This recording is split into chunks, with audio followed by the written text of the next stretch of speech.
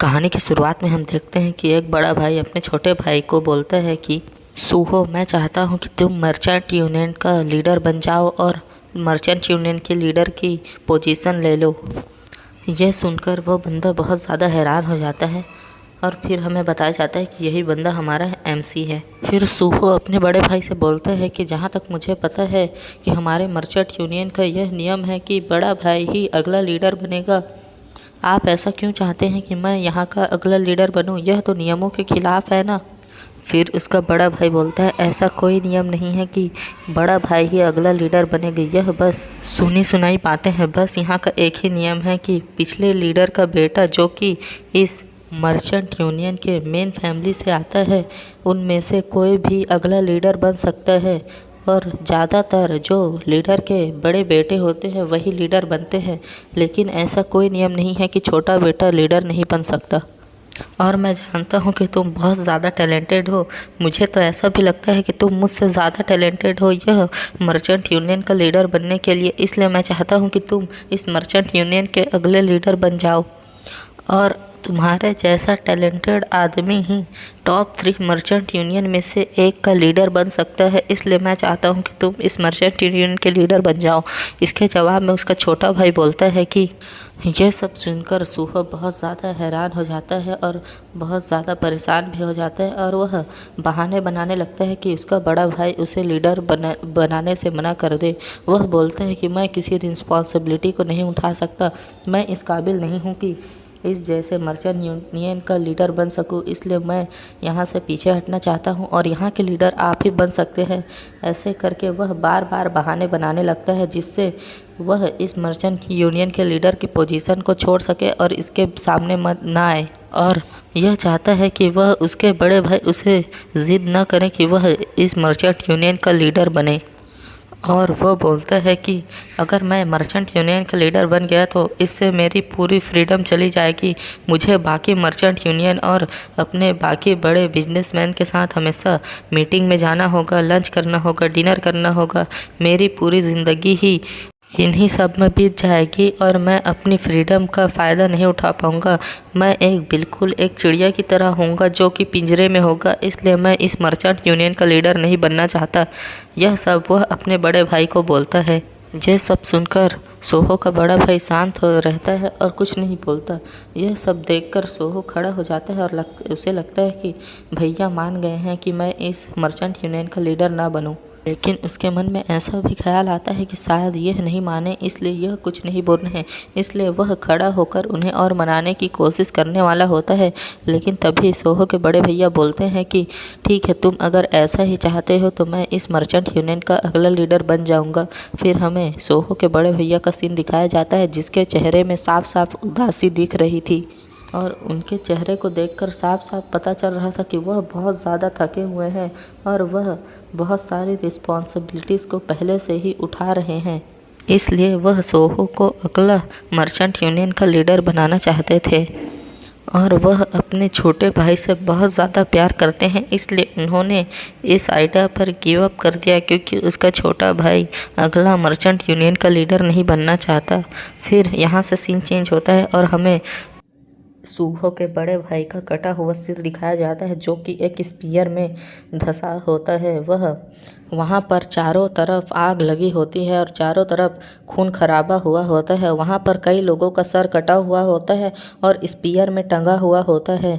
और वहाँ पर चारों तरफ लाशें ही होती हैं और वहाँ पर चारों ओर खून की नदियाँ और आग का सैलाब दिख रहा होता है। इसे देखकर ऐसा लगता है कि उन्होंने किसी को नहीं बख्शा। उन लोगों ने सबको मार दिया जो भी यहाँ पर इस मर्चेंट यूनियन से जुड़ा हुआ था। और यहाँ पर कई लाशें थी, यहाँ पर किसी को नहीं छोड़ा गया था। यहाँ पर जो भी लोग इस मर्चेंट यूनियन से जुड़े हुए थे, चाहे वह गार्ड हो, नौकर हो, एल्डर हो या फिर फाइनेंस मिनिस्टर या फिर कोई भी जो भी इस मर्चेंट यूनियन से जुड़ा हुआ था, वह सब मर चुके थे और उनकी लाशें यहाँ पर चारों ओर बिखरी हुई थी। यहाँ पर बस एक ही बंदा जिंदा था। वह बंदा हमारा मेन कैरेक्टर था। उसका एक हाथ कटा हुआ था और वह बहुत बुरी तरीके से ज़ख्मी था। वह कभी भी मर सकता था। यहाँ पर हमें हमारे मेन कैरेक्टर का पूरा नाम बताया जाता है कि उसका पूरा नाम यून सोहो है और वह यून मर्चेंट यूनियन से था। वह यून मर्चेंट यूनियन का सेकंड यंग मास्टर था और जो बंदा मरा था जिसका सर हमें दिखाया गया था वह यून मर्चेंट यूनियन का फर्स्ट यंग मास्टर था, जो कि इस मर्चेंट यूनियन का नया लीडर था। फिर हमें सोहो को दिखाया जाता है जहाँ पर सोहो की आंखों में बिल्कुल डर नहीं दिख रहा था। उसकी आंखों में बस गुस्सा दिख रहा था, क्योंकि उसके सामने वह बंदा खड़ा हुआ था जिसने उसके बड़े भाई और इस मर्चेंट यूनियन को डिस्ट्रॉय करने में अपना साथ दिया था और उसने दुश्मनों के साथ मिलकर इस मर्चेंट यूनियन पर हमला किया। और अब वह सूहो की ओर अपनी तलवार लेकर बढ़ता है और वह अपनी तलवार को सीधा सूहो की गर्दन के सामने रख देता है। फिर हमें बताया जाता है कि वह बंदा जिसका नाम नामगोन शेख है वह वाइट हेवन मर्चेंट यूनियन का लीडर है और उसने इनके मर्चेंट यूनियन पर हमला किया और इनके मर्चेंट यूनियन को पूरी तरीके से डिस्ट्रॉय कर दिया। और यह यहाँ पर सूहो की गले में अपनी तलवार को रख कर बोलता है कि यह बहुत ज़्यादा बेइज्जती की बात है कि तुम मेरे हाथों से मरोगे। यह सुनकर सूहो बोलता है कि तुमने यहाँ पर हमला क्यों किया, क्योंकि हम लोग तो ऑर्थोडॉक्स सेक्ट के अंदर आते हैं और तुम भी ऑर्थोडॉक्स सेक्ट के अंदर आते हो। क्या यह सही है कि एक ऑर्थोडॉक्स यूनियन के अंदर आने वाला मर्चेंट यूनियन का लीडर दूसरे ऑर्थोडॉक्स सेक्ट के अंदर आने वाले मर्चेंट यूनियन पर हमला करे और उसे पूरी तरीके से डिस्ट्रॉय कर दे? क्या तुम ये नहीं जानते कि ऑर्थोडॉक्स के सेक्ट के खिलाफ है ये? क्या तुम डिमोनिक सेक्ट का साथ दे रहे हो जो तुम ऐसे दूसरे मर्चेंट यूनियन पर हमला कर उसे पूरी तरीके से डिस्ट्रॉय कर दिया? क्या तुम्हें सच में ऐसा लगता है कि तुम्हें ऑर्थोडॉक्स सेक्ट के हायर रैंक के मेंबर तुम्हें पनिश नहीं करेंगे, क्योंकि तुम भी टॉप 3 में से एक मर्चेंट यूनियन के लीडर थे और यह मर्चेंट यूनियन भी एक टॉप 3 में से आता है? दो सबसे बड़े टॉप के मर्चेंट यूनियन के बीच के फाइट में जहां पर एक मर्चेंट यूनियन डिस्ट्रॉय हो गया, उनके बीच में तो क्या तुम्हें पनिश नहीं किया जाएगा? और क्या तुम्हें यह सही लगता है कि तुम ऑर्थोडॉक्स को रिप्रेजेंट करते हो और तुम ऐसे दूसरे मर्चेंट यूनियन के ऊपर हमला कर रहे हो और उसे पूरी तरीके से डिस्ट्रॉय कर दिया? इसके जवाब में कैंग बोलता है कि क्या तुम्हें यह नहीं पता कि यहाँ पर जो भी है सब कुछ बिकाऊ है? अगर मैंने इस मर्चेंट यूनियन को डिस्ट्रॉय भी कर दिया तो इसके अंदर से मिली वेल्थ को अगर मैं ऑर्थोडॉक्स सेक्ट के हायर रैंक्स के मेंबर्स को दे दूँ तो वह इसके ऊपर ध्यान भी नहीं देंगे। क्या तुम यह बात भूल गए हो कि इस दुनिया में कुछ भी ऑर्थोडॉक्स या डिमोनिक नहीं है, सबसे ऊपर बस पैसा ही है? इसके जवाब में सूहो बोलता है कि यह सब मेरी गलती है कि मैं उतना ज़्यादा स्किल्ड नहीं हूँ और मैं तुम्हें ब्लेम कर रहा हूँ, लेकिन इतना याद रखना कि मैं इसका बदला ज़रूर लूँगा।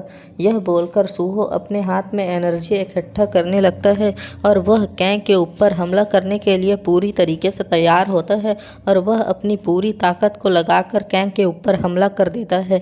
फिर कैंग एक लात मारकर सूहो को बहुत दूर फेंक देता है और बोलता है, क्या तुम्हें सच में ऐसा लगता है कि तुम इतने ज़्यादा ताकतवर हो कि तुम मुझे एक हमले में मार सको? क्या तुम भूल गए हो कि तुम बहुत ज़्यादा कमज़ोर हो और तुम इस मर्चेंट यूनियन के एक ट्रेस हो जिसने इस मर्चेंट यूनियन को के लिए कुछ भी नहीं किया और अपनी पूरी ज़िंदगी अय्याशी में बिता दी? और बोलता है, अगर तुम लोग इतने ज़्यादा कमज़ोर नहीं होते तो मेरे अंदर इतनी ताकत नहीं होती कि मैं तुम्हारे मर्चेंट यूनियन को डिस्ट्रॉय कर सकूं।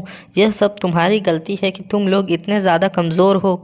ये बोलकर कैंग अपनी तलवार को उठाता है और एक हमले में ही सूहो का गला काट देता है।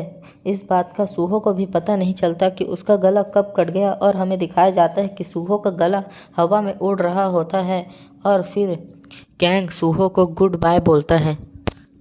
तब सूहो को रियलाइज़ होता है कि उसका गला कट चुका है और उसकी आंखें धीरे धीरे बंद हो रही है।